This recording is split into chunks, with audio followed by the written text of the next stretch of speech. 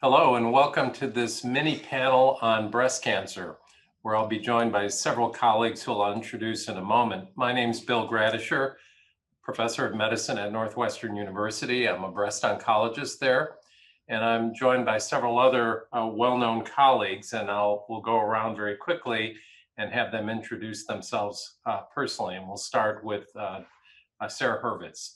Sarah Hurvitz, professor of medicine, breast oncologist at University of California, Los Angeles, Johnson Comprehensive Cancer Center. It's nice to be here with you this Saturday.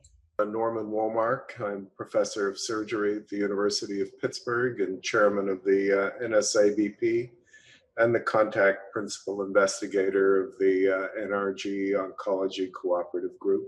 My name is Rennie Butler. I'm associate professor in breast imaging in the Department of Radiology at Yale School of Medicine and Yale New Haven Hospital, and it's a pleasure to be here with you all. Tom Buchholz. I'm a professor emeritus of radiation oncology at the University of Texas MD Anderson Cancer Center and the medical director of Scripps MD Anderson Cancer Center in San Diego. So this is a 60-year-old female with a well-differentiated invasive lobular carcinoma of the left breast diagnosed 10 years ago. It was ER positive, HER2 negative. She had a left breast mastectomy, sentinel node dissection, post-mastectomy radiation therapy, and an AI for 5 years. Now, she comes in with a newly diagnosed microinvasive ductal carcinoma of the opposite breast, the right breast. This is ER positive, HER2 negative, and accompanied along with the invasive component, low-grade DCIS. So she undergoes a lumpectomy, but she's reluctant to undergo radiation therapy and is questioning what she should do next. So again, the patient presents for a routine mammogram. She has no symptoms, good performance status. She had the prior lobular carcinoma that we talked about before. She's got a variety of other medical issues: hypertension, diabetes, depression, hyperlipidemia, hypothyroidism. She's G2P2, no hormone replacement therapy in the past. She doesn't smoke, drink, or use drugs. She has no family history of breast or ovarian cancer, a father that had squamous skin cancer. So again, this is the history of the original cancer, which was an invasive lobular carcinoma in the left, big tumor.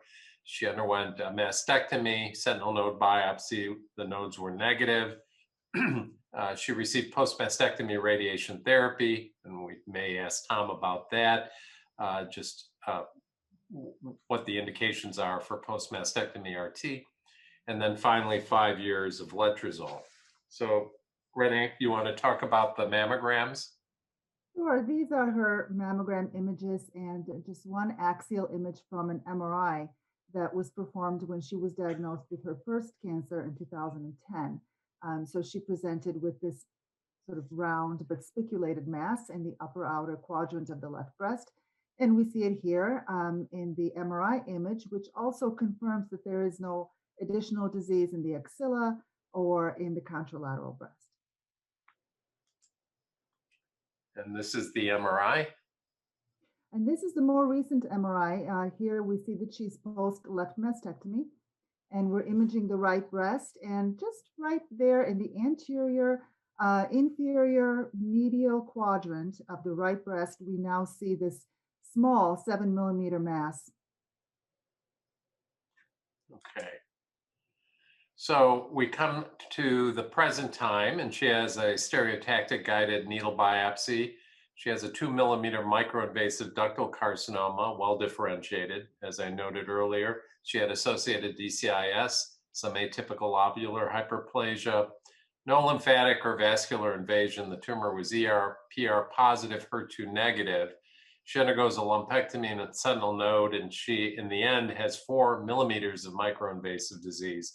Again, very well differentiated. The DCIS is 1.8 centimeters in size. The margins are negative, the nodes are negative. The tumor is ER/PR positive, HER2 negative, with a Ki67 of 15%. So in this patient who has a prior history of breast cancer, now with what might be viewed as perhaps clearly a less aggressive tumor and a variety of other medical issues, there is an expression of reluctance to receive radiation therapy. So Tom, I also wanted you to comment just on the fact that the original diagnosis of lobular prompted them to do post-mastectomy radiation therapy, often thinking the cutoff for making that decision is about 5 centimeters.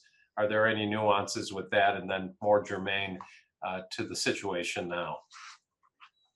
Well, thinking back to your previous breast cancer history, you're right. It's not so much the lobular histology doesn't really weigh into radiation decision making, but the fact that it was a T3 or greater than 5 centimeter lesion.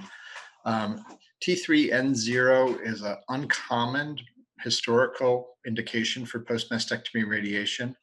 There are emerging data that says that those patients with favorable biology like she has probably have a relatively low risk of local regional recurrence without radiation. So it's a real borderline indication.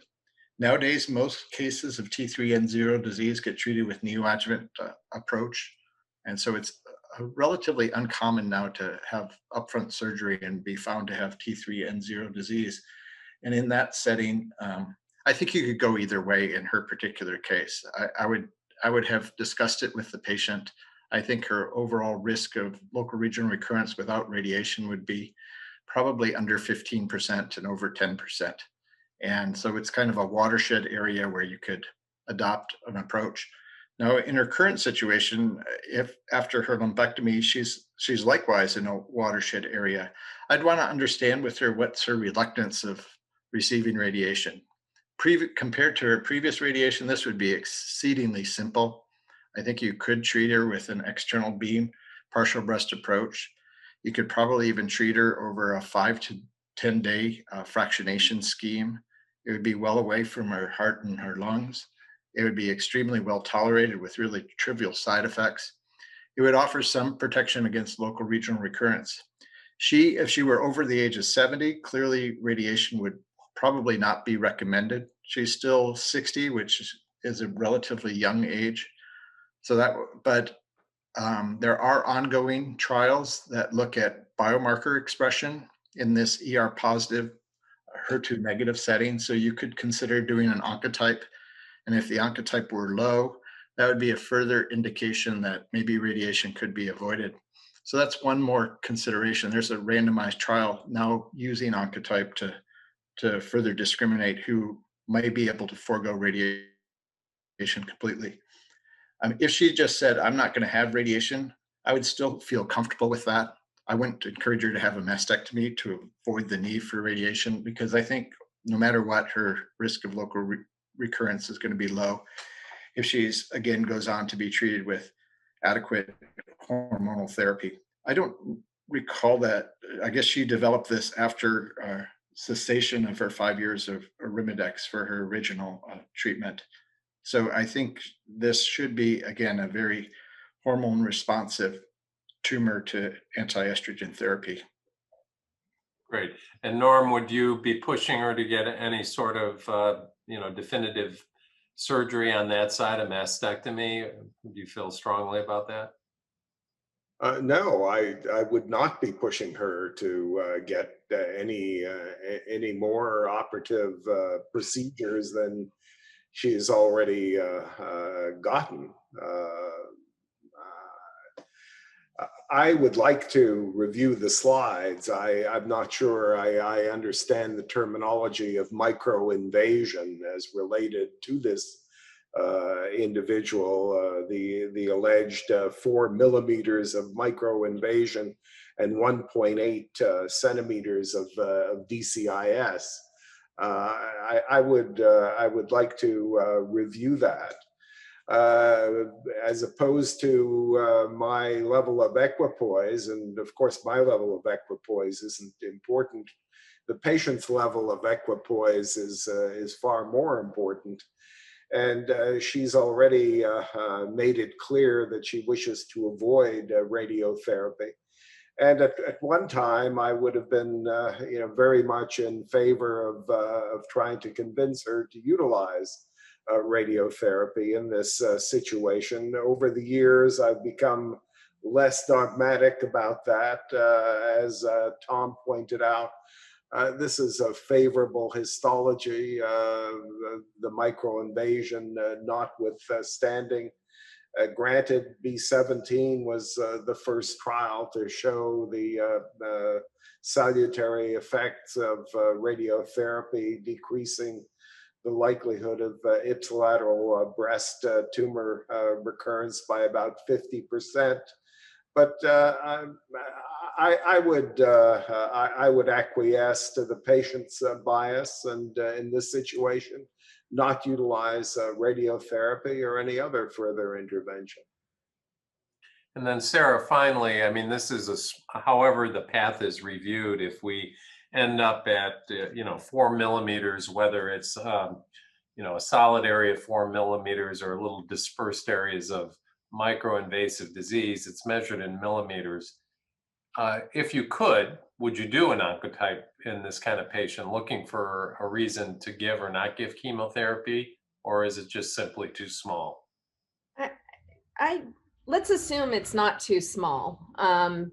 And I don't, is it really likely to change how we're going to treat this well-differentiated, very strongly ER and PR positive breast cancer that's grade 1? Now the Ki-67 is 15%, but that's the only thing that's discordant here.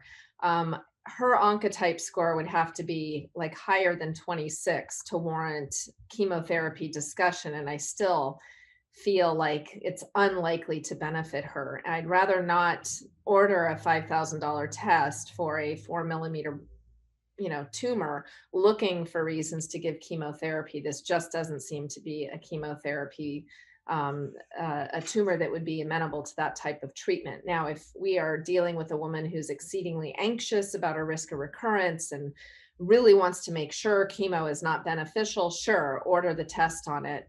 But I do feel like in this particular situation, the biology of the tumor is fairly clear and consistent. Yeah, I agree. Yeah, the completely. reason I wasn't pushing for an oncotype is the histology of microinvasion.